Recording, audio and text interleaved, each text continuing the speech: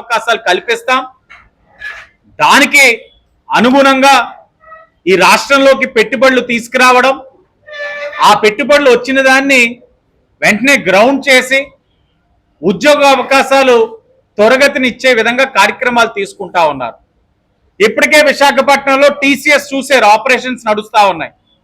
ఇప్పుడు రాష్ట్ర ప్రజలకి శుభవార్త తెలియజేశారు.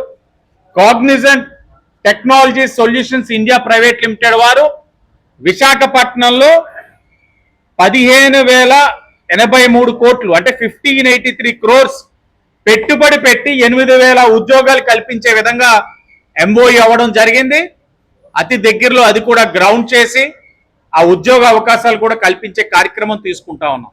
ఒక పక్కన టీసీఎస్, కాగ్నిజెంట్, ఇంకా చాలా గత 5 సంవత్సరాలు ఏదైతే ఆనాడు వైఎస్ఆర్ కాంగ్రెస్ పార్టీ జగన్మోహన్ రెడ్డి యొక్క అనాలోచన వలన, వారి యొక్క వైఖరి వలన భయపడి ఎవరైతే ఒక కంపెనీస్, ఐటీ కంపెనీస్ కానీ పెట్టుబడులు కానీ భయభ్రాంతులకు గురై వెళ్ళిపోయారో వాళ్ళందరినీ కూడా తిరిగి మళ్ళీ ఈ రాష్ట్రానికి తీసుకొచ్చే కార్యక్రమం ఈ కూటమి ప్రభుత్వం తీసుకొస్తా ఉందన్నది చాలా గర్వంగా చెప్తా ఉన్నాం.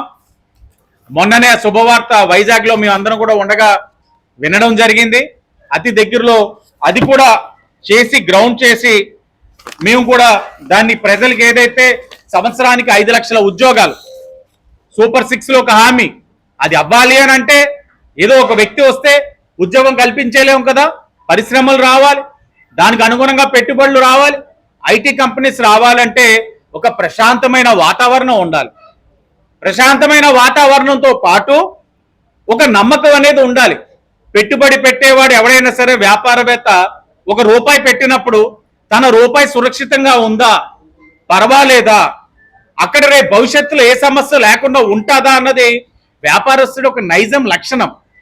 అలాంటి వ్యాపారస్తులందరినీ కూడా గత 5 సంవత్సరాల భయభ్రాంతులు వైసీపీ వాళ్ళు గురి చేస్తే ఈరోజు కూటమి ప్రభుత్వం, గౌరవ ముఖ్యమంత్రి చంద్రబాబు నాయుడు గారు, ఉప ముఖ్యమంత్రి పవన్ కళ్యాణ్ గారు, ఐటీ మరియు విద్యాశాఖ మంత్రి లోకేష్ గారు ముగ్గురు కూడా కృషి చేసి తీసుకొస్తా ఉంటే మన ప్రతిపక్ష హోదా లేని మన శాసనసభ్యుడు జగన్మోహన్ రెడ్డి గారు అది పుష్ప సినిమాలో ఏం జాతర, గంగమ్మ జాతరలో పొట్టేలు వేసేసినట్లు రప రప రప రప నరికేస్తాడు. ఏంటి బీరకాయలనా, వంకాయలనా, సొరకాయలనా నరికేసాడు? దేన్ని నరికేస్తాడు? లేకపోతే నిన్న చూసాం